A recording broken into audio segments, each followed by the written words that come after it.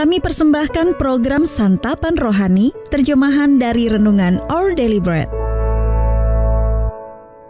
Untuk menerima notifikasi video baru kami, silakan tekan tombol subscribe dan tanda lonceng di bawah ini. Sahabat ODB, pembacaan Alkitab hari ini terambil dari Yesaya pasal yang ke-11 ayat yang pertama sampai dengan ayat yang ke-5.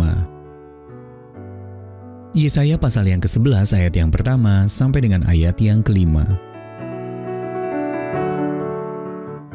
Raja damai yang akan datang. Suatu tunas akan keluar dari tunggul Isai, dan taruk yang akan tumbuh dari pangkalnya akan berbuah. Roh Tuhan akan ada padanya, roh hikmat dan pengertian, roh nasihat dan keperkasaan, roh pengenalan dan takut akan Tuhan. Ya, kesenangannya ialah takut akan Tuhan. Ia tidak akan menghakimi dengan sekilas pandang saja, atau menjatuhkan keputusan menurut kata orang.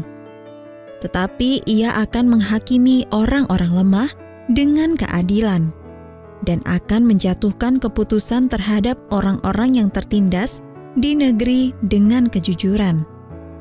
Ia akan menghajar bumi dengan perkataannya, seperti dengan tongkat, dan dengan nafas mulutnya ia akan membunuh orang fasik.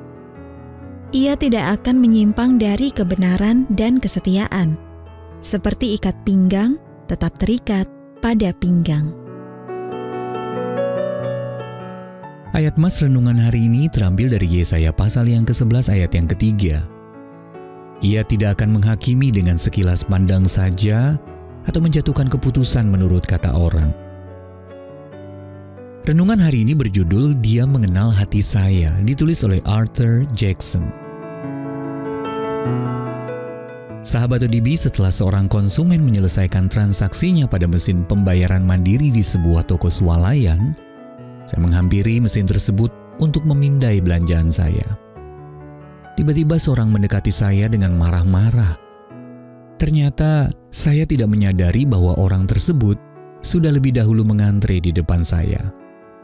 Menyadari kesalahan itu pun, saya meminta maaf dengan tulus. Maafkan saya.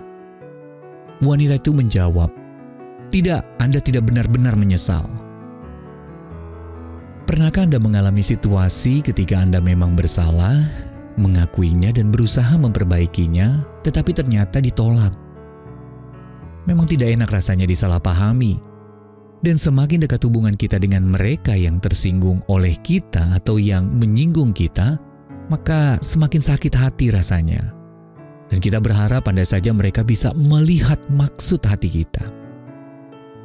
Dalam Yesaya pasal yang ke-11 ayat yang pertama sampai dengan ayat yang ke-5, Sang Nabi menggambarkan seorang penguasa bijaksana yang telah ditetapkan Allah untuk menghakimi dengan adil.